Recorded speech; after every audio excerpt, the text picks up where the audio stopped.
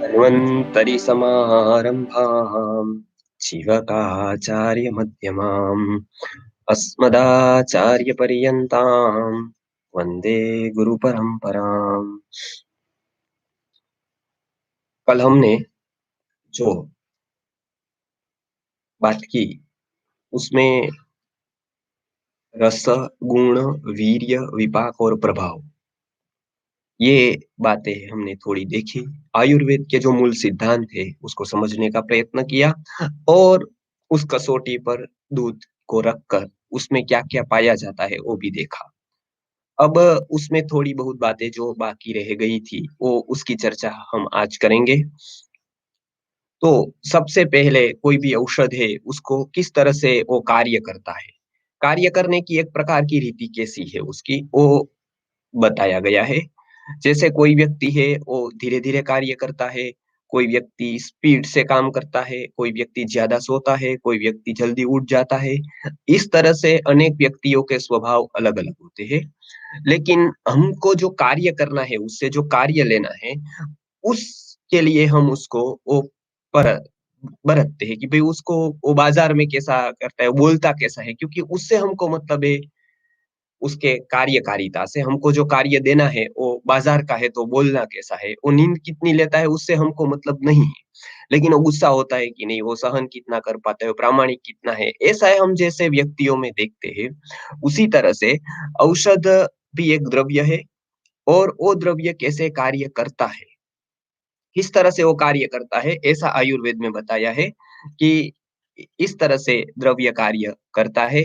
तो उसके लिए हमको जो चाहिए वो किस क्राइटेरिया में उसको देखना है, उसके लिए आयुर्वेद में ये पद्धति बताई है। तो वो बहुत ही सूक्ष्म वैज्ञानिक अवलोकन के आधार पर है। तो उसमें सबसे पहला बताया रस, उसकी कल हमने बात की 6 प्रकार के रस है, मधुर, अम्ल, लवण, कटु, कषाय, तिक्त ऐसा भी बताया है कि ये 6 प्रकार के रस है। तो 6 प्रकार के रस में हमने देखा कल कि गाय के दूध में मधुर रस है। अब एक तो रस हमने बताया, दूसरे गुण की बात की थी उसके कि जैसे गुण अलग-अलग होते हैं, जैसे कोई वस्तु सफ़ेद सफ़ेद रंग की है, श्वेत रंग की है, तो वो कोई रोग वाले नहीं ले सकते हैं। ऐसे कलर वाइज़ भी उसके कुछ क्वालिटीज़ होती है कि कुछ कलर का है, तो उसका कुछ प्रभाव होगा। जैसे श्वेत वर्ण की कल हमने बात कर दी, तो वो भी एक लक्ष्य में लिया जाता है कि उसका रंग कौन-सा है। तो वो रंग के हिसाब से उसका फिर देखा जाता है कार्यकारित्व मतलब कि वो किस तरह से कार्य करेगा वो देखा जाता है। अब ये लगाया हमने गुण की बात बताई। अब तीसरा होता है वीर्य। वीर्य अर्थात जो साधारण अर्थ में वीर्य है, वो अर्थ में यहाँ पर वीर्य नहीं है। ये अर्थ में है कि अग्नि सोमात्मकम जगत ऐसा बताया है।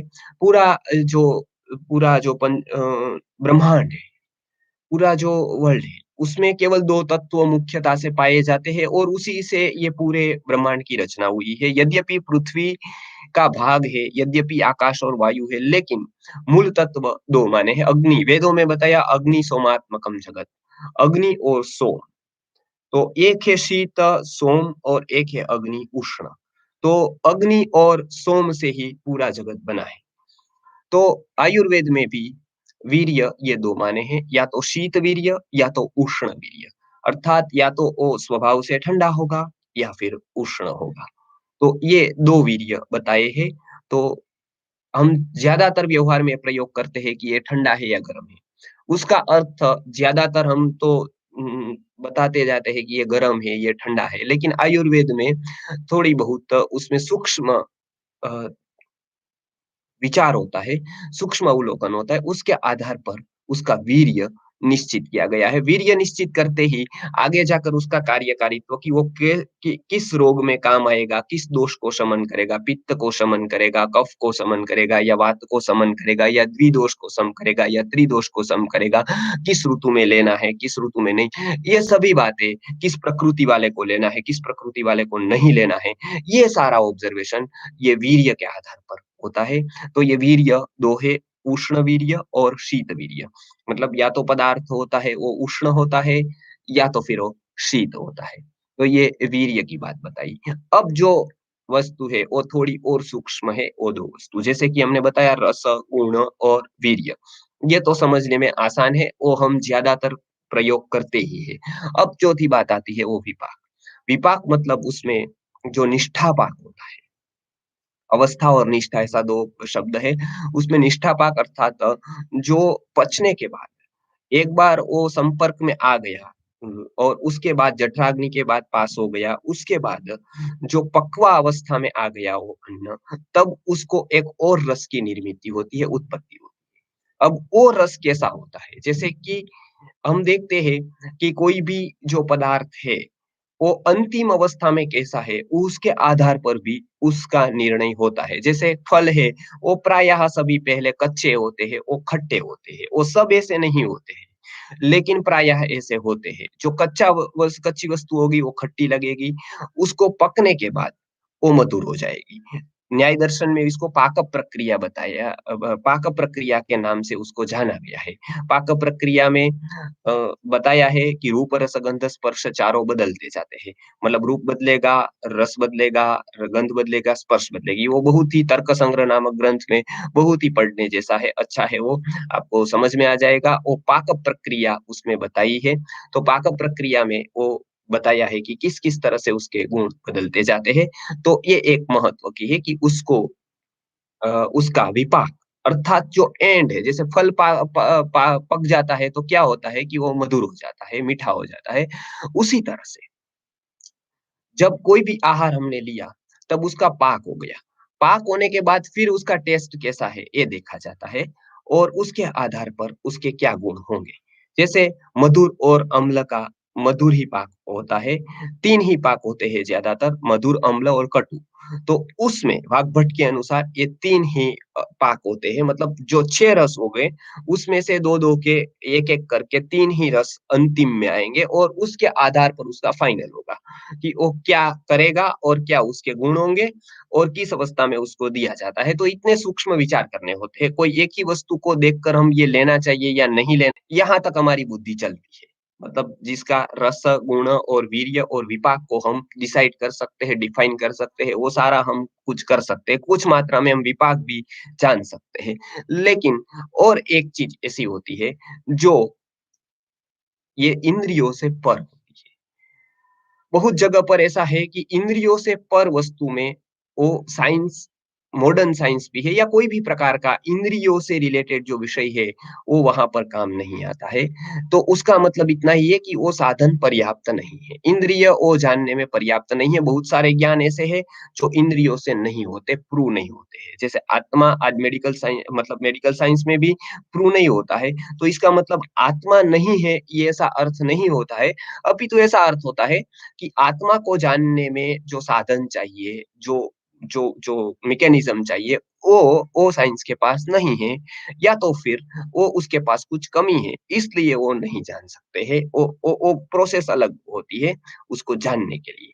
तो वही कुछ इंद्रियातीत बातें होती हैं, जो ये इंद्रियों से कभी समझ में नहीं आएगी। जैसे आत्मा की गति कैसे होगी वो समझ में नहीं आएगा। जैसे ये आत्मा कहाँ जाती है मरने के बाद वो समझ में नहीं आएगा। तो वो साइंस के आप हज़ार साधन लगा दो, हज़ार साइंटिस्ट बिठा दो, वो समझ में ही नहीं आएगा क्योंकि वो इंद्रियों से परे है। उसी तरह से हर एक द्रव्य में कुछ ना कुछ ऐसा होगा। अब हर एक द्रव्य का वो अभिव्यक्त प्रभावपन नहीं होता, तो आयुर्वेद ने उसकी परिगणना की है कि किसी-किसी का ऐसा प्रभाव होगा जो अभिव्यक्त होगा, वो पता चल जाएगा। तो वो वस्तु में ऐसा प्रभाव होगा कि वो साधारण दिखने पर भी वो कुछ एक्स्ट्रा ऑर्डिनरी होगा, वो कुछ अलग होगा, वो कुछ विशेष होगा। तो ये साधारणता से उसको हम कहते हैं प्रभाव। उसकी व्याख्या शार्ङ्गधर संहिता में की गई है, अचिंत्य शक्ति प्रभावः। मतलब जिसकी हम कार्य कारण भाव जिसका जोड़ नहीं सकते हैं, जिसको हम बिठा नहीं सकते, जिसको हम ऐसा नहीं कह सकते कि इस गुण के द्वारा ये हुआ, इस तरह से ये ऐसा नहीं कह सकते, बस उसकी असर हम देख सकते हैं कि भई ऐसा हुआ है इससे, तो वो प्रभाव कहते हैं। गाय के दूध को एक को ही मात्र ये संज्ञा दी गई पवित्रम। और सारे दुग्धों के बारे में बताया गया मधुरम, गृहणम और सारे गुण बताया, रसायन भी किसी-किसी को बताया, लेकिन गाय के दूध को पवित्रम, मंगलम, पुण्यम ऐसा करके बहुत सारे शास्त्रों में बताया। तो ये पवित्र होना, शुद्धि करने के लिए योग्य होना, तो वो गाय के दूध की एक गाय के दूध का प्रभाव हम मानते हैं। यद्यपि गाय के दूध में और सारा है, लेकिन एक प्रभाव ऐसा है कि जो और दूध से उसको अलग करता है। तो ये पवित्र नाम का विशेषण जो है, वो गाय के दूध में ही दिया गया है। बाकी मैंने देखा तो कहीं ग्रंथों में वो विशेषण कोई भी दूध के आगे पवित्रम ऐसा नहीं पाया जाता है। तो ये कौन से पुस्तकों में क्या-क्या वर्णन है, वो हमारे पास पूरी सूची है, पूरा उसका अध्ययन है और उस हिसाब से हम यहाँ पर जो लिखा है अभी तक जहाँ पर जो हमारा आकलन हुआ है या कंपाइलेशन हुआ है, वो हम बताते हैं यहाँ पर, जो ये आश्रम है वहाँ से। तो ये एक बात बताई कि पवित्र मतलब एक प्रभाव होता है। जैसे प्रभाव के उदाहरण हम यहाँ बहुत देते हैं, जैसे जब यहाँ पर शिविर करते हैं हमारे लोग, तब वहाँ पर हम एक चैत्र महीने की पूर्णिमा में प्रयोग कराते हैं आम्रमंजरी का। तो आम्रमंजरी के प्रयोग से क्या होता है कि जो आमवे का जो के फूल होते हैं, जो आम फल के पहले आ जाते हैं, तो उसको हम उसमें हाथ पर घिसाकर ये प्रयोग करवाते हैं। अब ये प्रयोग से ऐसा है कि आम्र के फूल की जो शक्ति है, वो ऐसी है कि वो हाथ में आ जाती है, तो किसी को भी बिच्छू काटे गाँव में या कहीं पर मोहल्ले में, तो वो व्यक्ति वो बिच्छू को उतार सकता है। हमने यहाँ पिछली बार चैत्र महीने में प्रयोग करवाया था, बाद की शिविर हुई तो उसमें 10-15 लोगों ने नासिक से बात बताई कि हाँ, इन्होंने अनुभव किया कि 10 लोगों को उतर गया है। गुजरात के ख्यातनाम वैद्य शोभन वसाणी जी थे, उन्होंने अपने पुस्तक में अपने अनुभव का ज़िक्र लिखा कि ये प्रयोग करने से उन्होंने शायद 80 लोगों के ऐसे विष उतरते हुए देखा है। यद्यपि वो बहुत साइंस को मानते हैं और हर एक प्रमाण वो इकट्ठा करते हैं, तो उन्होंने भी ये बताया। ऐसे बहुत लोगों ने ये बात बताई है, बहुत प्रामाणिक लेखकों ने, प्रामाणिक वेदियों ने ये बात रखी है कि हाँ, इससे बिच्छू विष उतारने की नाश होता है। मतलब वो हमको जो दुःस्वप्न आते हैं, खराब स्वप्न आते हैं, जिसको आते हैं, उसको शमी नामक जो वृक्ष है, उसकी डाली नीचे अपनी जो बिछाना हम बिछाते हैं, उसके नीचे रखने से वो नाश होते हैं दुःस्वप्न का। ऐसे बहुत सारे प्रभावी चिकित्सा में प्रयोग बताए गए हैं। गाय के दूध की ही बात करें या फिर गाय के अ गव्य की ही बात करें तो वो हर एक गव्य पर ऐसा एक प्रभाव है। इसके लिए प्रायश्चित का जहाँ वर्णन आया जैसे धर्म सिंधु और निर्णय सिंधु जैसे ग्रंथ देखते हैं, कभी हम उसकी बात करेंगे शायद पंचगव्य के अंतिम दिन पर वो प्रायश्चित में भी ऐसा लिखा है। प्रायश्चित मयूख नाम का एक ग्रंथ है, उसमें भी पंचगव्य को शुद्धि के बारे में बताया है। तो ये सारे ग्रंथों का प्रमाण लेकर हम ये बता सकते हैं कि गाय के दूध में या फिर दही में या फिर पंचगव्य में से हर एक एक गव्य में या फिर दशगव्यों में से हर एक गव्य में ऐसा एक प्रभाव है कि जो उसका ही है और अन्यत्र वो नहीं मिलता है। वो प्रभाव को पहचानना पड़ेगा कि किस समय कैसा उसका प्रभाव है। तो ये एक वैज्ञानिक दृष्टिकोण से हम उसको देखेंगे तो पता चलेगा कि हाँ, इसका एक प्रभाव है। तो ये एक पवित्रम, मंगलम, पुण्यम, जीवनियम ये सारे जो गुण लिखे हैं उसमें से जो पवित्रम नामक है, तो वो एक प्रभाव है। उसका एक प्रभाव है और वो केवल हमारे यही शरीर पर नहीं, अपितु मन मस्तिष्क पर भी प्रभाव पड़ता है। इसलिए ही उसको सात्विकतम गिनाया है कि वो दुग्ध सबसे ज़्यादा तो वो जो दूध पीता है, वो ज़्यादातर धीरे-धीरे सात्विक प्रकृति का होता जा रहा है। इसलिए हमारे यहाँ दुग्ध कामवर्धक होने पर भी, वो बल्य वृष्य होने पर भी, उसको महात्मा को पीने को भी निषेध नहीं किया था। यद्यपि दुग्ध के सामान्य गुण आप देखेंगे तो लवणं भुञ्जन्ते ये मानवा तेषाम् इन्द्रिय निग्रहो यदि भवेत् विन्ध्यस्तरेत् सागरे ऐसा बताया है। तो ऐसे आहार करते हैं, वो ज़्यादातर संयमी नहीं हो सकते, लेकिन उसमें अपवाद में कुछ दूध रखे हैं।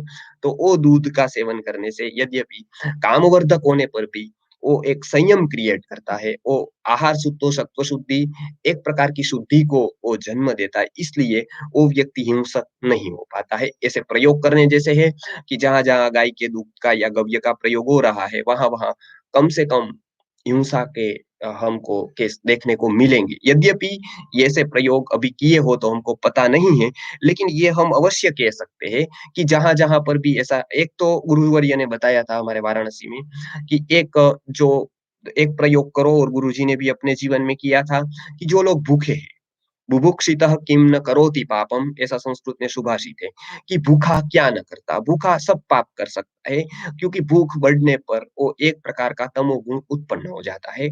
जैसे कुत्ता भूखा रहा, 15 दिन भूखा रहा कुत्ता, तो वो पागल बनता है। कुत्ते के अलर्क विष के बारे में हम जब लेंगे विषय कि कुत्ते का विष होता है तो कैसे पागल बनता है, इसका भी आयुर्वेद में वर्णन है। एक विष का आयुर्वेद में अलग-अलग दिया है। जैसे कुत्ता पागल हो तो उसको अलर्क विष कहते हैं, उसके जो विष निर्मित होता है।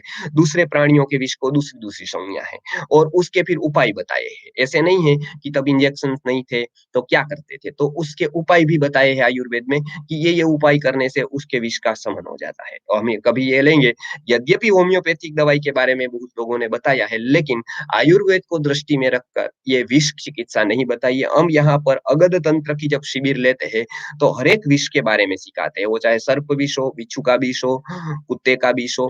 अब हर एक विष में सामान्य चिकित्सा में गोदूग्ध का बहुत जगह पर, गोघृत का बहुत जगह पर प्रयोग आया, लेकिन वो विशेष रूप से करना होता है। जैसे गोघृत और काली मिर्च का, वो घी के बारे में हम जब बताएँगे तब यो बता ही देंगे।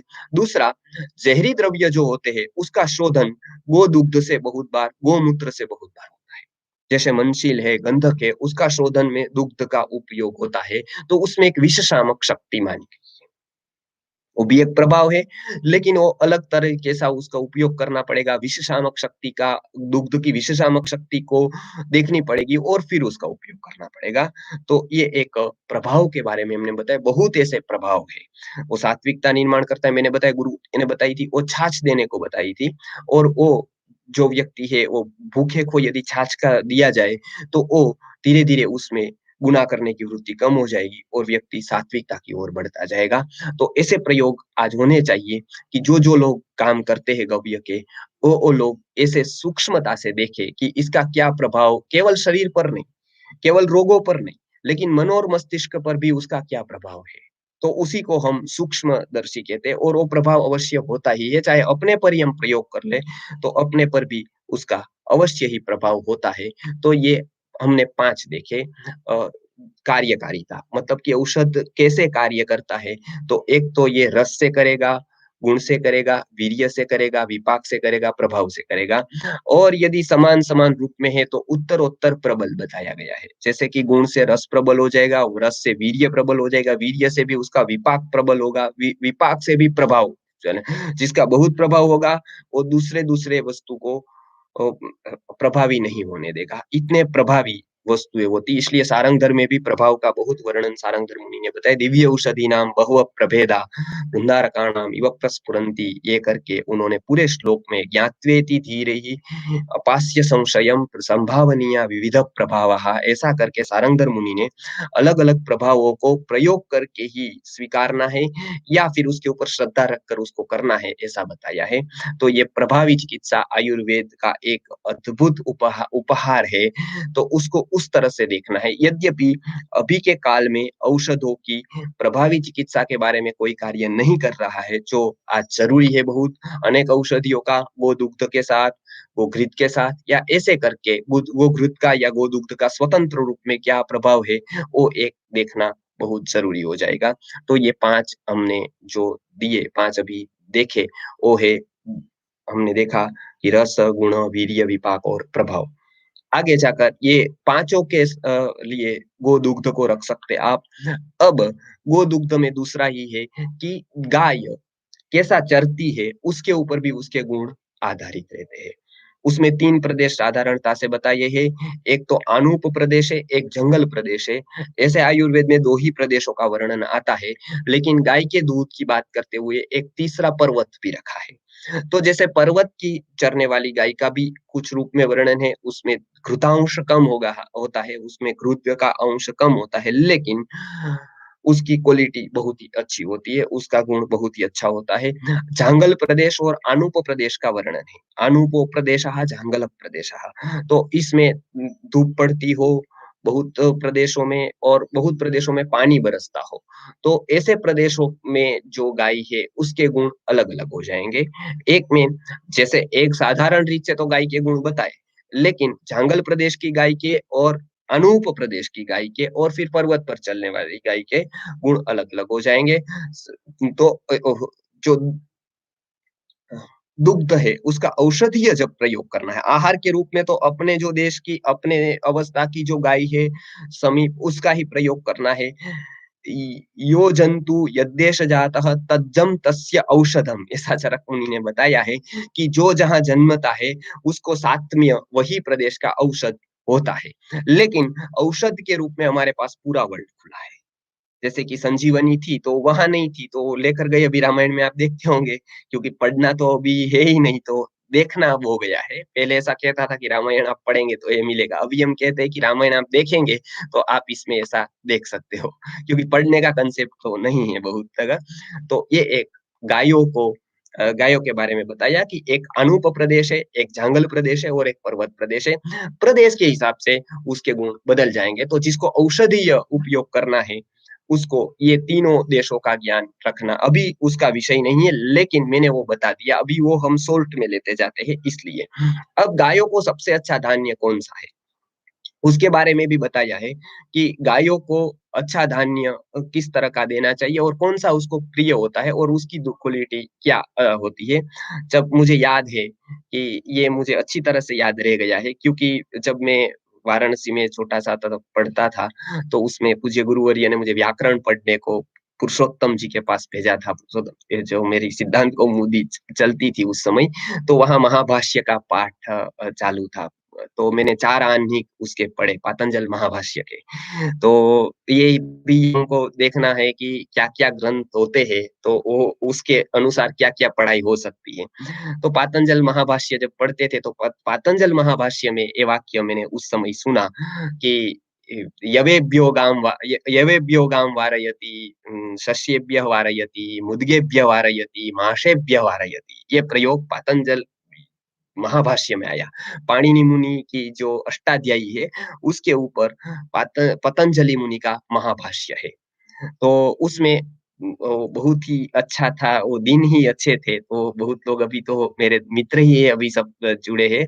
तो कोई भी यदि मुझे पूछे कि यदि आप भगवान प्रसन्न हो जाए और आप माँग लो, क्या माँगोगे? तो मैं अपने अनुभव से ऐसा माँगूँगा कि कोई लौटा दे मेरे बीते हुए दिन। जो ये गुरुकुल का समय था मेरा, उस समय जो अध्ययन की जो मज़ा थी, एक आनंद आता था, नई-नई वस्तुएँ जानने का, नई-नई खोज करने का, गुण देखने का और हर एक औषधि की दृष्टि से उसको देखने का, परखने का और एक स्वतंत्र रूप से एक खिले हुए वातावरण में अपने को एक आनंदित तरीके से रहना, वो बहुत ही उपयोगी था। तो ये एक बहुत ही महत्वपूर्ण है कि एक अ अच्छी पढ़ाई, इस तरह की पढ़ाई जब पहले के काल में होती थी, आज भी इसी तरह से आयुर्वेद सीखना होगा, सिखाना होगा, इस तरह का वातावरण निर्माण करना होगा।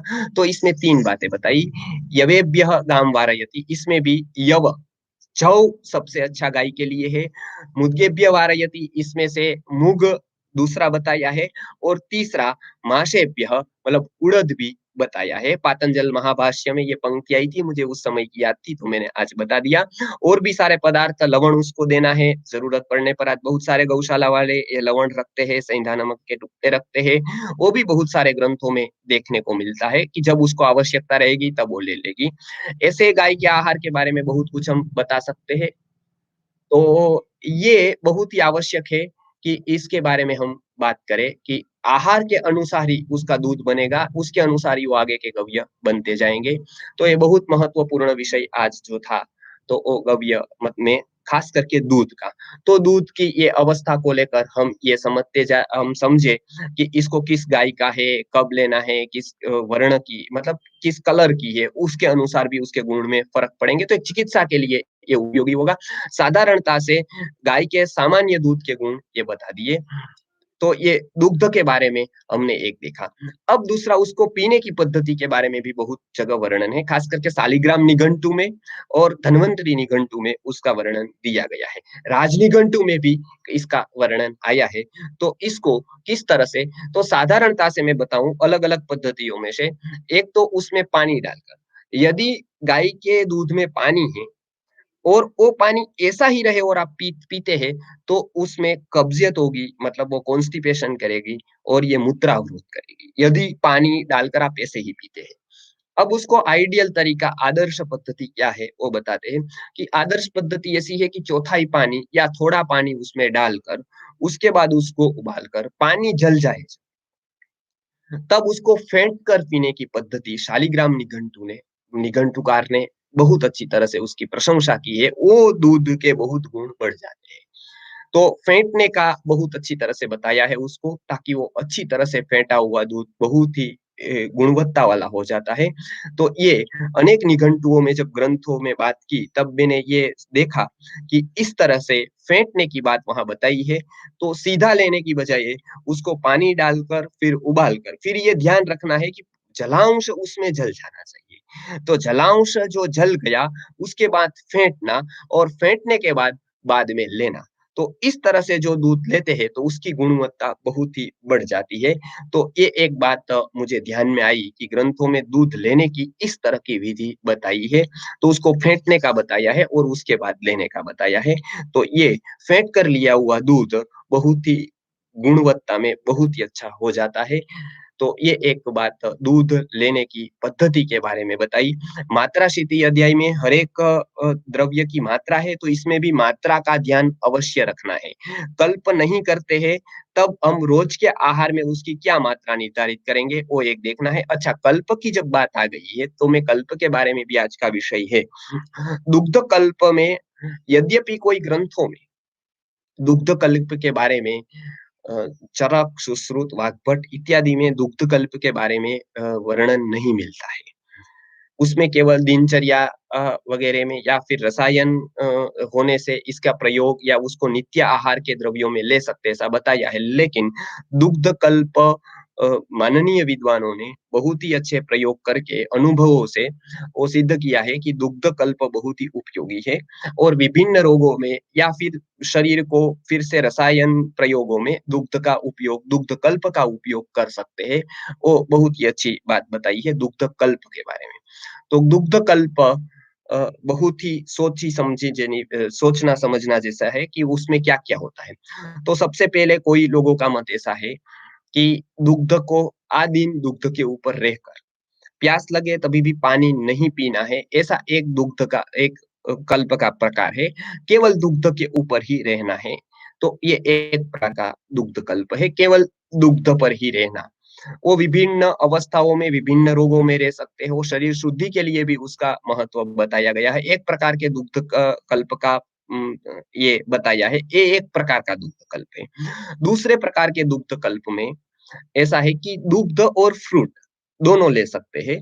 फ्रूट के जूस ले सकते हैं, लेकिन इसमें अंतर पर ले सकते हैं क्योंकि आपको पता है कल हमने बात की थी कि ये दोनों में समय का बहुत ही ध्यान रखना पड़ता है क्योंकि विरुद्ध हो जाता है। तो इसलिए दूध यदि लेते हैं तो 3-4 घंटे के बाद कोई भी प्रकार के फल का सेवन करना है तो उससे पुष्टि भी मिलती है और शुद्धि भी होती है।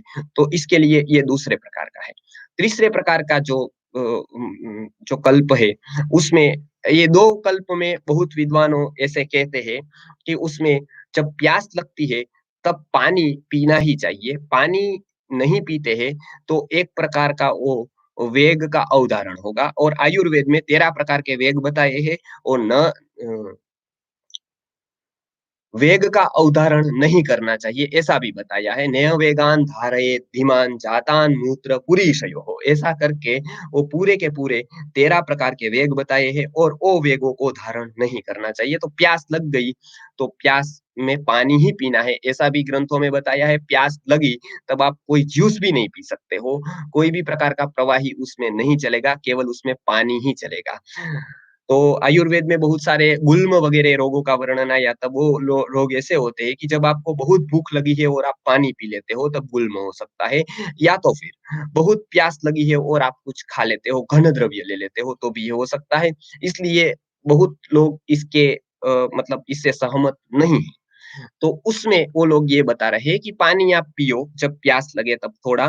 वो भी श्रेष्ठ पानी तो ये है कोई भी प्रकार का उपवास आप कर रहे हो 10 प्रकार के जो लंघन बताए हैं, उसमें कोई भी प्रकार का आप लंघन कर रहे हो शोधन या शमन कोई भी प्रकार की चिकित्सा कर रहे हैं, तो उसमें उबाल कर ठंडा किया हुआ पानी या तो फिर थोड़ा-थोड़ा गरम रखा हुआ उबाल कर का पानी, तो वो बहुत ही श्रेष्ठ माना गया है, इसलिए वो उत्तम परिणाम देगा। अब हम देखते हैं कि तीसरे प्रकार का दुग्ध कल्प कैसा होता है। तीसरे प्रकार के दुग्ध कल्प में छाछ, दुग्ध जैसे कोई भी गव्य लेना होता है और उसमें पानी ज़्यादातर उबाल कर ठंडा किया हुआ या फिर साधारण पानी भी सकते हैं। अभी ऐसे दुग्ध कल्प नवरात्रि के समय पर अभी यहाँ पर जो सबसे बड़ी गौशाला पथमेड़ा है, पथमेड़ा गौशाला, पथमेड़ा गोधाम गौशाला जहाँ पर पिछले साल ही मेरा व्याख्यान रखा गया था। तो वहाँ पर ये दुग्ध कल्प होता है और वो 9 दिन वहाँ पर बहुत लोग वहाँ पर जाते हैं और श्रद्धा से वो वहाँ पर ये दुग्ध कल्प का प्रयोग करते हैं। बहुत लोगों से मैंने सुना है, बहुत तो मेरे मित्र हैं, बहुत सारे लोग यहाँ पर जुड़े हैं, ये आश्रम से संस्कृति कुल से और उन्हों से उनसे मैंने सुना है उससे शरीर शुद्धि बहुत अच्छी तरह की हो जाती है, शोधन हो जाता है, एक अनायास शोधन हो जाता है। तो ये उसमें बहुत अच्छी बात है, किसी को पुराना मल निकलता है, किसी को स्फूर्ति आ जाती है, ताज़गी जाती है, बहुत ही अच्छा लगता है उसको जैसे कि शरीर एकदम हल्का बन गया है, ऐसा लगता है। तो वो तीसरे प्रकार का दुग्ध कल्प है। हमारे गुरुजी या यदि हमारे हम यहाँ बात करें कि तो हम भी ये जो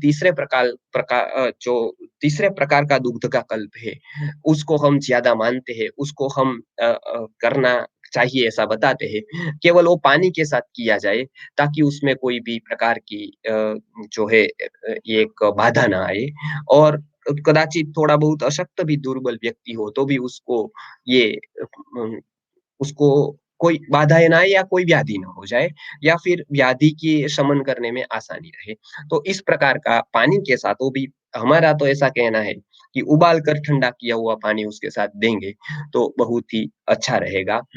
दुग्ध की जब बात आती है, तो उसमें कुछ औषधियाँ का यद्यपि अभी तक के दुग्ध कल्प केवल दुग्ध से ही होते हैं, लेकिन हमारा एक व्यू ऐसा भी है कि उसमें दूध में कुछ औषधि ऐसी डालें जो दूध के पाचन में हितकारी हो, तो वो भी एक प्रकार का दृष्टिकोण है।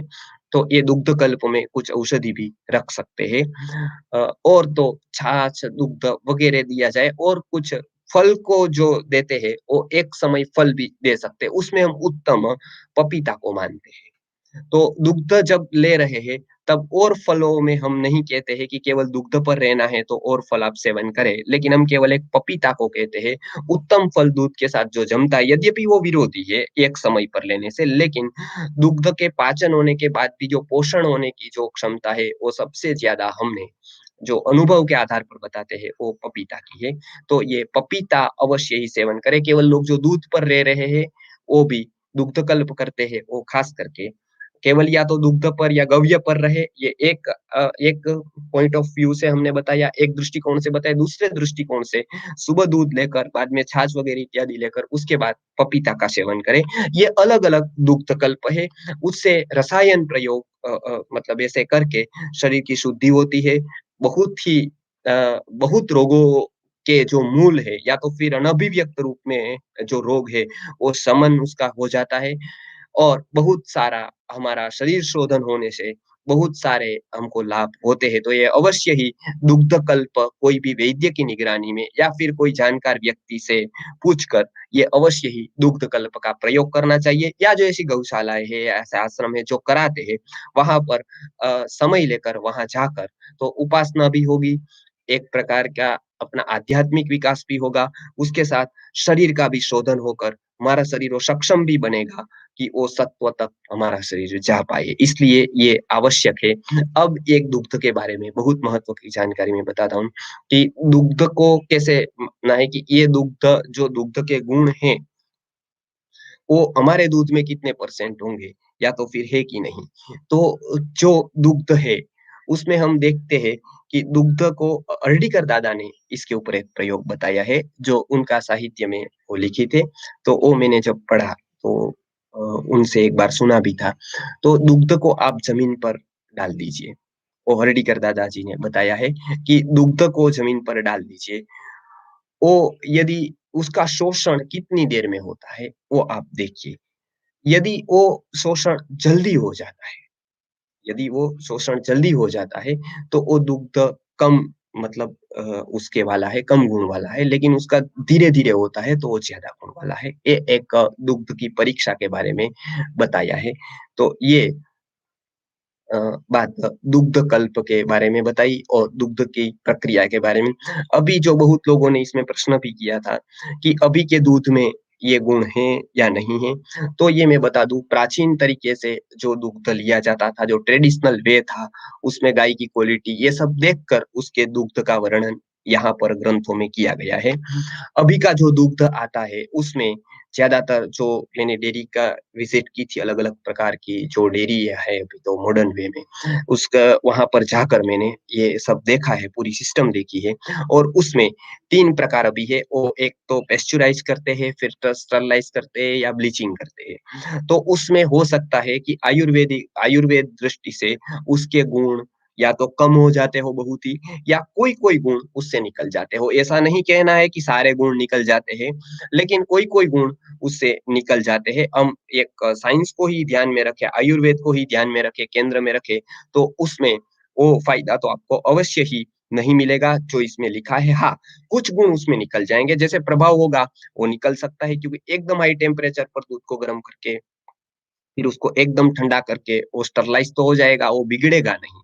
लेकिन उसके अंदर कोई तो ऐसा तत्व होगा कि जो अभी साइंस के ध्यान में नहीं आया हो या फिर कोई ऐसा प्रभाव है कि जो अभी हम नहीं देख सकते हो साइंस के प्रभाव से और वो आयुर्वेदिक दृष्टि से आप वो दिव्य दृष्टि से और ऋषि मुनियों ने जो देखा है, उससे आप ये अवश्य कह सकते हो कि आप ये प्रभाव इतना नहीं करेगा, ये गुण इतना नहीं दिखा पाएगा। तो अभी तो फिलहाल जो व्यवस्था है, उसमें जो लोग चल रहे हैं, उसको इतना ही कि वो गाय का या जिसका भी लेना चाहे वो प्योर दूध ले, तो उसके गुण वो देख सकते हैं, वो अनुभव कर सकते हैं। लेकिन अभी जो पैकेट का दूध आता है, उसमें ये 3 चीज़ें जो होती है, उसमें भी ब्लीचिंग होता है, वो हमारी दृष्टि से वो नहीं होना चाहिए।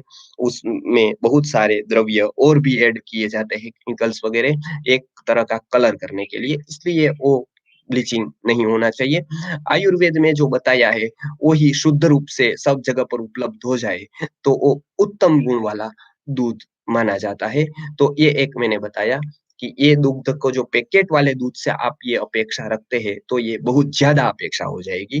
अब वो दुग्ध खराब है या फिर उसकी सिस्टम कैसी है, उसके ऊपर वो विषय आज नहीं है, इसलिए आज हम ये नहीं लेते हैं।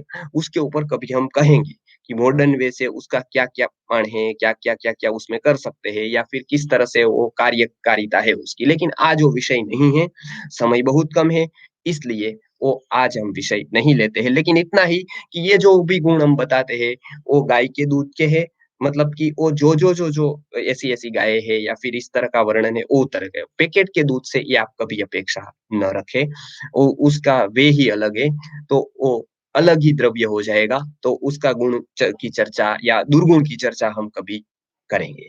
तो ये दूध के बारे में इतना बताया। दूध के स्नान भी हो सकता है, वो तो बहुत जगह पर बताया ही है, इसलिए मैं उसकी चर्चा नहीं करूँगा।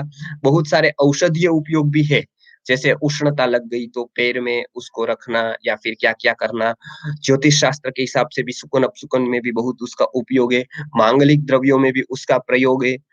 और शास्त्रों की तरह से देखें तो दुग्ध का अलग तरीके से प्रयोग है जो ग्रंथों में मिलता है। लेकिन आज हम हमारे पास कम समय है तो हमको ये ग्रंथों को आयुर्वेद के ग्रंथों को ही न्याय देना है। इसलिए अभी हम ये चर्चा नहीं करेंगे। उसके ऊपर भी हम कभी सेशन में बात कर सकते हैं कि दूध का अलग प्रयोग किस तरह का है, कैसा है। तो ये एक बहुत सारी ऐसी बातें हैं, जो गुरुजवर्य के अनुभव के आधार पर बहुत सारा उन्होंने दूध के बारे में भी बताया है। लेकिन वो आज समय के हिसाब से हमको समय ही ऐसी परवानगी नहीं दे रहा है कि हम आगे उसके बारे में बात करें, क्योंकि हमको ये विषय को न्याय देकर फिर आगे जाना है। तो ये एक दूध के बारे में बताया, उसकी विधि बताई, उसके लेने की विधि बताई। अब दूध का हम देखते हैं कि दूध को उबालते हैं जब भी गरम करते हैं, तब उसके ऊपर एक मलाई जम जाती है। साधारणता से गाँवों में पहले साधु संतों को जो दूध देते थे या तो फिर जो आज भी आप देखेंगे तो गाँव वाले लोग हैं ना, वो समझते हैं कि वो क्या मूल्यवान चीज़ है। तो क्या करते हैं कि एक देने के टाइम पर जब वो देते हैं दूध, तब उसको एक हाथ रखते हैं और धीरे से वो दूध देते हैं। आप देखना कभी कि उसको वो ज़्यादा मतलब माइंड है, हम बचपन में दूध लेने को जाते थे, तो उसमें वो धीरे से ऐसे देते हैं ताकि वो जो मलाई है वो इस तरफ रह जाए। अभी तो देखिए वो फेट कहा गया और वो तो निकाल कर ही हमको दूध मिलता है, इसलिए अभी की बात वो देने की रही ही नहीं। अभी तो सीधा ही दे देगा क्योंकि उसमें है ही नहीं। पहले के काल में ऐसा था कि वो मलाई को इस तरफ रख कर फिर दूध देते थे। तो एक संत की बात थे वाराणसी में, तो वो भिक्षा लेने को जाते थे। तो भिक्षा लेने को जाते थे तो वो तो उसमें गुजराती एरिया है पूरा एक वाराणसी में, तो वहाँ पर वो गए। तो गए और वो जो दोहने वाली बाई थी, जो स्त्री थी, वो उसने दूध दोया। धोकर वो सन्यासी को उसमें वो भिक्षा लेने को आ गए, तो दूध ही था, तो सीधा उसमें सायं काल में वो दूध को उसने ऐसे सीधा उसके पात्र में, मतलब वो कमंडल होता है, और वो कमंडल में डाला। तो उन्होंने फिर एक कुछ चला गया तो अरर! ऐसा बोला। वो गुजराती का एक प्रयोग है, गुजराती भाषा का अरर! मतलब क्या हो गया? तो उन्होंने बताया कि बस नहीं चाहिए अब मुझे, मैं चाह रहा हूँ। तो उसने बताया कि क्यों इस दूध में क्या पड़ गया? नहीं तो कोई मक्खी पड़ी है, नहीं और कुछ पड़ा है, आप क्यों नहीं लेते हो? बोले नहीं, तेरा जो अरर था ना, वो इसमें आ गया। मतलब आपकी जो भावना थी वो उसमें जुड़ गई। आप नहीं देना चाहते थे मलाई और इसमें मलाई आ गई। तो वो इसलिए वो दुखी हो गई कि मलाई तो बच्चों के लिए रखनी थी और उसको मलाई चली गई। तो ये एक मलाई के लिए पहले आप देखेंगे कि वो थोड़ा ये रख कर देते थे। क्यों? क्योंकि उसके गुण बहुत थे। अब दूध का सार एक तरह के है, तो उसका नाम संतानिका है। संस्कृत में संतानिका है, बहुत कुछ शब्द से ही पता चलता है। तो तनु विस्तारे धातु से संतान शब्द बना है, तो संतानिका ये है कि उसका सार है दूध का एक प्रकार का। तो उसके गुण कैसे हैं? तो जो ऊपर की मलाई होती है, जो दूध गर्म करने के बाद जो होती है, आज तो अ, आपके पास वो नहीं आती है क्योंकि वो निकाल कर ही दूध आता है। तो जो लोग को भाग्य है कि जो ऐसा दूध पी सकते हैं, मतलब कफ कारक भी बताया है, वीर्यवर्धक बताया है, शक्तिवर्धक बताया है, बहुत सारे गुण ये ऊपर जो मलाई आती है उसके गुण हैं। तो ये इसका उपयोग भी हम कर सकते हैं, बालकों को उसको दे सकते हैं थोड़े प्रमाण में। तो बहुत ही पौष्टिक आहार है एक प्रकार का, उसका सेवन करना बहुत ही ज़रूरी है। तो ये एक प्रकार उसका गुण बताया कि वो वीर्यवर्धक, शक्तिवर्धक है, पुष्टिदायक है और सात्विक है। ये एक है उसका वर्णन। उसके बाद जो ऊपर झाग आते हैं, जो हम दूध फेंटते हैं तो उसके ऊपर झाग आते हैं, जैसे साबुन से आते हैं ना, इस तरह से आते हैं। वो सबसे ज़्यादा बकरी के दूध में पाया जाता है।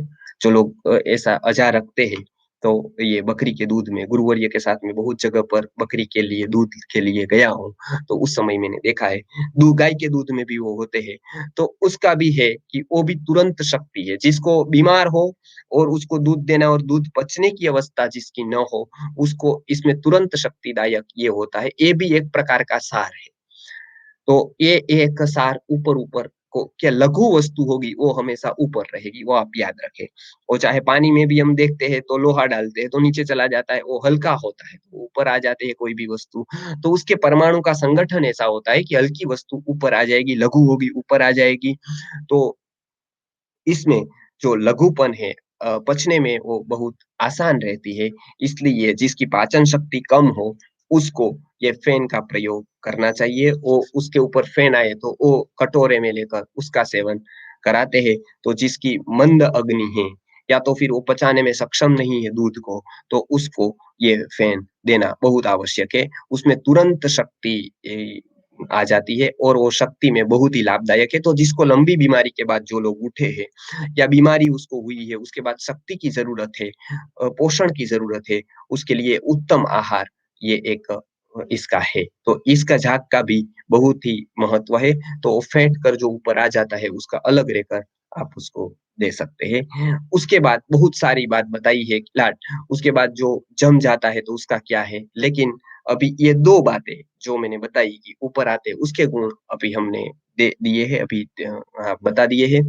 आगे के गुण हैं वो अभी दुग्ध का परिवर्तन करके हम दूसरे गव्य की ओर जाएँगे कि भई दुग्ध में अभी क्या डालकर किस तरह से उसका दही जमा कर आगे की ओर बढ़ सकते हैं। तो दुग्ध के बारे में हमने आज इतना जाना, फिर दुग्ध कोई-कोई रोगों में लेने को मना बताया है, उसमें सबसे पहला है ज्वर। नवज्वर हो, उसमें दुग्ध नहीं ले सकते। ज्वर आया तो उस समय पर दुग्ध नहीं ले सकते। यद्यपि एलोपैथ डॉक्टर उसको मना नहीं कह रहे हैं, लेकिन आयुर्वेद में इतनी गुणवत्ता दुग्ध की बताने पर भी वो तटस्थ दृष्टि से उन्होंने देखा कि दुग्ध नवज्वर में नहीं लेना है, बहुत हानि करेगा वो। तो नवज्वर जब आ जाए, बुखार आ जाए, तब दुग्ध का सेवन आप न करें, भूल कर भी न करें, उस समय दुग्ध छोड़ें। तो ये एक अवस्था बताई कि तब दूध का सेवन नहीं करना है, तो दूध को तब छोड़ देना है इतने दिन तक, जब तक ज्वर है तब नहीं पीना है। डायरिया हो जाए तभी भी दूध नहीं पीना है। तो तब जो दूध पीना है उसकी अलग प्रोसेस है या फिर कुछ और औषधि लेनी है, जो ग्राही पदार्थ होता है वो लेना है। तो पचने में बहुत हल्का होना चाहिए, ग्राही होना चाहिए, इस तरह के पदार्थ होने चाहिए। तो ये एक तब छोड़ देना है। तो दुग्ध को छोड़ने के लिए ये रोग बताए हैं, भगंदर हो जाए तो उसमें भी ये गौ का दूध नहीं पीना है। किसी को भगंदर नाम की बीमारी हो जाए तो उस समय थोड़े समय उसको छोड़ना बताते हैं। तो अलग-अलग रोगों में उसके छोड़ने का भी विधान बताया है। कफ के रोगों में उसको तलकर उसमें पीपली डालकर उसको पी सकते हैं, ये मैंने कल ही बता दिया था। तो ये एक बात बताई मैंने कि उसमें अलग-अलग रोगों में उसको कब कैसे उपयोग करना है। साधारणता से मधुर रस होने से, विपाक मधुर होने से, शीतवीर्य होने से, आप पित्त के रोगों में, वात रोगों में तो उससे अच्छा औषध है ही नहीं, जो दूध के साथ यदि घी मिलाकर पिया जाए उसी गाय का, तो उत्तम वातनाशक ये है। वात के और पित्त के रोगों में बहुत ही वो फ़ायदा करेगा, लेकिन कफ के रोगों में उसको सँभालना है, तो ये सँभाल कर उसमें अन्य औषधि का योग करके फिर वो दूध को आप पी सकते हैं। और फिर एक ध्यान रखना है कि दूध के साथ विरुद्ध आहार कोई ना आ जाए, तो ये भी एक आप ध्यान रखें कि दूध के साथ कोई विरुद्ध पदार्थ न लें। तो दुग्ध का हम उचित मात्रा में और उपयोग करके बहुत उसके गुण ले सकते हैं। फिर दोहा कब हो और ताज़ा ही मिले हमको 2-3 घंटे में, तो वो उत्तम होता है। 8 घंटे वाला जो घटिका के रूप से हम बताते हैं, तो वो मध्यम हो जाता है। और हमारे पर जो पैकेट का है, वो सबसे बड़ी समस्या ये है कि वो वासी हो जाता है। ऐसे कब गुजरात से ठीक महाराष्ट्र पहुँचता है, बम्बई पहुँचता है, तब तक तो वासी हो जाता है, तो उसके गुण पर्याप्त नहीं मिलते हैं। इसलिए ही वो दुग्ध का सेवन इस फेट में बहुत सारी बातें ऐसी है जो आयुर्वेद से मेल नहीं बैठाती है। तो वो वासी हो जाता है, तो उसके गुण ऐसे ही कम हो जाते हैं या बहुत कम हो जाते हैं। कोई गुण तो उसमें रहते ही नहीं है, जैसे प्रभाव है वो तो निकल ही जाता है। तो बहुत सारी ऐसी बातें हैं जो इसमें नहीं है। तो इसलिए जो अवस्था में जो अनुसार, जो गुण के अनुसार उसका सेवन करने को बताया है, वो अवस्था में उसी अनुसार उसका सेवन करेंगे, तो बहुत ही लाभ होगा। बीच में मैं एक प्रश्न ले लेता हूँ। बहुत सारे लोगों ने प्रश्न किए हैं, अब मैं थोड़े उसमें अभी के जो प्रश्न है वो ले लेता हूँ। कल भी मैं प्रश्न ले लूँगा। अब उसमें दूध के बारे में एक प्रश्न आया है, वो ही मैं लेता हूँ, तो एक-एक विषय को हम न्याय दे पाएँगे। उसमें ये बताते हैं, किसी ने लिखा है, दूध से कफ में वृद्धि होती है, ऐसा एलोपैथ डॉक्टर कह रहे हैं, गुजराती में लिखा है ये। इसलिए बालकों को दूध की जगह पर छाछ और दही देना, ये कह रहे हैं। ये बात सत्य है क्या? अब डॉक्टर बता रहे हैं कि दूध से कफ होता है, तो ये बात सही है, किंचित कफकारक दुग्ध है। लेकिन फिर उसका अंतिम निर्णय ये नहीं कि उसको छोड़ देना है। क्योंकि और बहुत सारी बातें हैं, तो एक को आप देखकर, अब यही फ़र्क है आयुर्वेद की दृष्टिकोण का। आप मानो कि बच्चा बहुत ही शरारत करता है और या तो बच्चा फिर बार-बार भूल जाता है, तो उसका क्या आप ये करोगे कि उसके स्कूल से ही उठा दोगे? क्या उसकी शिक्षा ही बंद कर दोगे? क्या ऐसे उपाय करोगे कि वो याद रख पाए, कम से कम भूल पाए या शरारत कम करे? आप क्या करोगे? यदि बुद्धिमान होंगे तो ऐसा ही रास्ता निकालोगे कि हाँ, भई ऐसा रास्ता निकालते हैं, वो कम भूल-चूक हो या तो शिक्षा ही छुड़वा दे, ऐसा नहीं करेंगे आप। तो ये साधारण बात है। अब उसका कफ वर्धन का जो स्वभाव है, उसके लिए आयुर्वेद में रास्ता निकाला है कि कुछ औषधि उसमें डालकर दो उसको। और ध्यान रखो कि कफवर्धक और पदार्थ आप उसको कम दो। अब ये तो यही एक दूध का ही बता रहे हैं, और सारी ऐसी बहुत चीज़ें हैं, जैसे कैंडी है, जैसे बिस्कुट है, वो तो कितनी घात करते हैं, वो तो पेट ही बिगाड़ देता है, वो तो बहुत कफ प्रकोपक है। जैसे आइसक्रीम है, जैसे फ्रिज की कोई भी वस्तु आप ले लीजिए, जैसे चिल्ड वाटर है, ऐसी बहुत सारी हमें जो साधारणता से बात बच्चों को कफ करेगी, लेकिन वो छोड़नी है क्योंकि उसके और गुण नहीं है। दूध के और बहुत गुण ध्यान में रखते हुए उसके हड्डियों का विकास हो रहा है, उसको कैल्शियम चाहिए। मॉडर्न वे से भी उसको कैल्शियम की बहुत ज़रूरी है और वो जिसका दूध से मिलेगा, और पदार्थों से नहीं मिल सकता है। अभी उसको विकास वृद्धि होनी है, तो वो वृद्धि बहुत आवश्यक है क्योंकि वो बाद में होगी नहीं। शार्ङ्गधर संहिता का एक श्लोक है, बाल्यं वृद्धि छवि पिता तुग्दृष्टि शुक्र विक्रमो बुद्धि कर्मेंद्रियम चेतो जीवितम दसतो रसेत। 100 साल की आयु में 10-10 साल में एक चला जाता है। उसमें बाल्य 10 साल के बाद चला गया। बाल्यम वृद्धि, वृद्धि 20 साल तक ही रहेगी। 20 साल के बाद वृद्धि पूरा हो गया, हाइट बढ़ना हो गया मोटा-मोटा, तो वृद्धि पूरी हो गई। फिर वपु, जो शरीर में पुष्टि होती है, ये होता है यौवन खिलता जाता है वो 30 साल तक, मेधा 40 साल तक, बाल्यम वृद्धि छवि मेधा त्वग स्किन त्वगेंद्रिय 50 साल में, दृष्टि 60 में, शुक्र 70 में, विक्रम पराक्रम 80 में, चेत मतलब चित्त का जो प्रकार का प्राण है वो 90 में, और फिर जीवितम दसतो वर्षेत, और जीवित अंत में बहुत ही क्षीण हो जाता है। तो 100 साल की आयु में ये गुण बताए हैं कि इसका ह्रास होता जाता है, कर्मेंद्रिय का, बुद्धि का, इत्यादि का। तो वो हम कभी देखेंगे कि उसमें दूध क्या रोल कर सकता है और उसके लिए क्यों ज़रूरी, खास करके बालकों को बहुत ही आवश्यक है। बकरी का भी दे सकते हैं, तो बकरी का भी दीजिए उसको, बहुत आवश्यक है, बहुत ही लाभदायक है। गाय का दूध भी उसको बहुत लाभदायक है, तो गाय का दीजिए। ये केवल एक दोष देखकर आप उसको ये करिए, उसको साथ उसको पीपल ही मिला कर दीजिए। एक प्रकार क्या ये औषधि है पीपर, और बाकी के समय पर उसको हनी दीजिए, मधु दीजिए, और औषधियाँ दीजिए, त्रिकटु दीजिए, जैसे सौंठ, मरी पीपल है, उसका चूर्ण मधु के साथ दें, तो वो कफ वृद्धि में बहुत सहाय करेगा। तो बालकों को दूध जैसी अमृत वस्तु से, एक उपहार से उसको दूर रखना अच्छा नहीं है, केवल एक दोष को देखकर। तो ये प्रामाणिकता से हमने ये विवरण किया कि हाँ, ये बात उसकी इ ये सही है कि भैया वो किंचित कफ़कर है, तो उसको उबाल कर, उसमें अन्य औषधि डालकर उसका रास्ता निकाला जा सकता है। इसका मतलब ये नहीं कि दूध को छोड़ देना है। तो ये एक है। अब दूध की जगह पर छाछ और दही को नहीं देना है। दूध अपनी जगह पर है और दूसरे गव्य अपनी जगह पर है, अलग-अलग गुण हैं। उसको दही और छाछ देने का मना नहीं कर रहे हैं। लेकिन दही और छाछ कोई ऋतु में नहीं दे सकते हैं। कोई ऋतु में किस प्रमाण में देना है, वो विचार करना पड़ेगा। कब देना है, वो विचार, जैसे रात्रि में दही नहीं दे सकते हैं। तो रात्रि में देना है तो दूध ही देना पड़ेगा उसको। फिर कुछ प्रमाण के ज़्यादा नहीं दे सकते हैं, जैसे स्किन के रोग हो तो कुछ नहीं दे सकते। वो अपने-अपने जगह पर दूध, छाछ है, उसको मिक्स मत करिए कि दूध के स्थान पर ये दे दिया, उसके स्थान पर ये दे दिया, ऐसा ना करें। वो हर एक यूनिक है, उसका स्थान वहाँ पर ही है।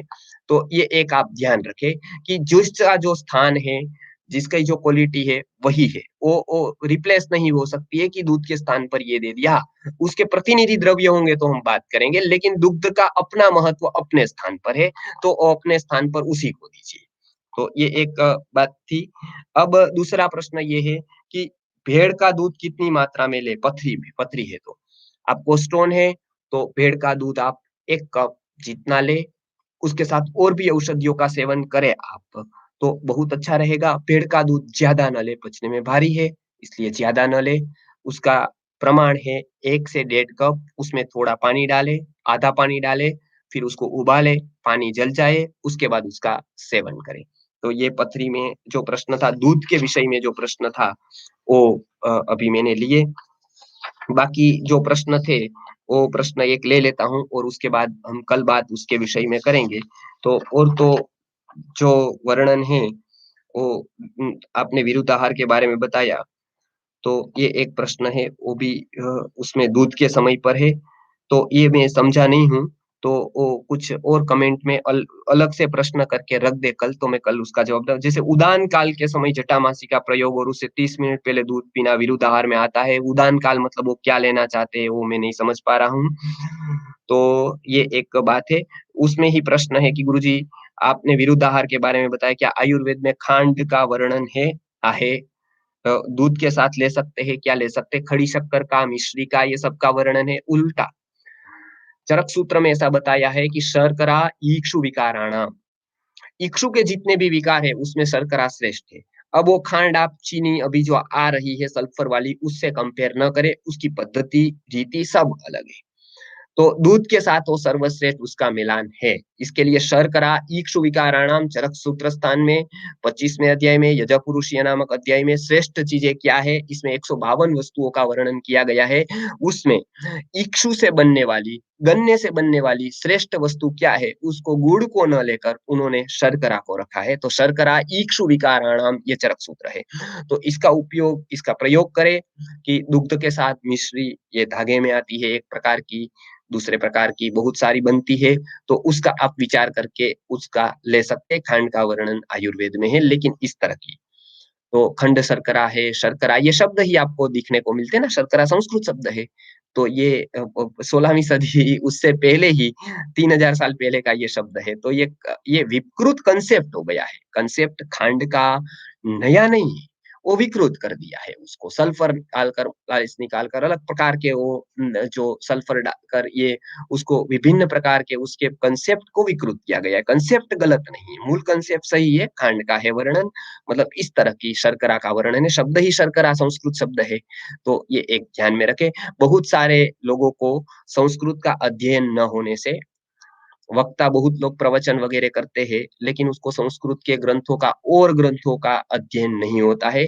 इसलिए वो कोई भी चीज़ के बारे में एकांग विधान कर देते हैं। वो कभी भी बता देते हैं कि ये आप छोड़ दो, ये ज़हर है, ये वो है, लेकिन उसे ग्रंथ के साथ उसका तालमेल नहीं बैठ पाता है, क्योंकि ग्रंथकार ने उसी को स्वीकार किया होता है। तो वो उसको पता नहीं होता है कि आयुर्वेद को किस दृष्टि से देखा जाए, क्योंकि उसमें व्याकरण की दृष्टि से देखना होता है, न्याय की, उसके उपक्रम, उपसंहार, अभ्यास, अपूर्वता, फलम होता है। उसको क्या लगता है कि चलो हमने एक अनुवाद पढ़ लिया, काश्यप संहिता कहीं से उठा लाए, कहीं से चरक उठा लाए और 2 लेकर अभी व्याख्यान। तो इस तरह से नहीं, उसकी पूर्व दृष्टि होनी चाहिए, उसको एक प्रकार की कैसी दृष्टि हो, इसलिए गुरुकुल शिक्षा थी। नहीं तो इतना आसान था, तब तो 12 साल, 14 साल क्यों गुरु के सानिध्य में रहना था, क्यों ये सब झंझट करनी थी। तुरंत ही 4 पुस्तक के 4-10 पेज लेकर स्कैन करके उसको पढ़ लिया। तो ऐसा नहीं चलता, तो नहीं है, क्योंकि वो आयुर्वेद को वो सूक्ष्मता से अध्ययन करना है। इसलिए शर्करा शब्द प्राचीन है, वो कांसेप्ट प्राचीन है।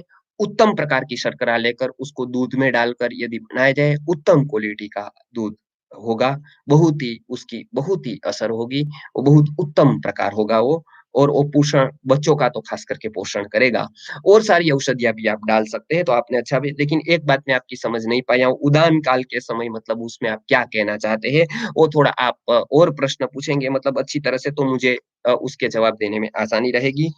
और एक पूछा है कि आयुर्वेद में भोजन करने का क्या समय है? वो अभी का विषय नहीं है, वाग्भट हम लेने ही वाले हैं।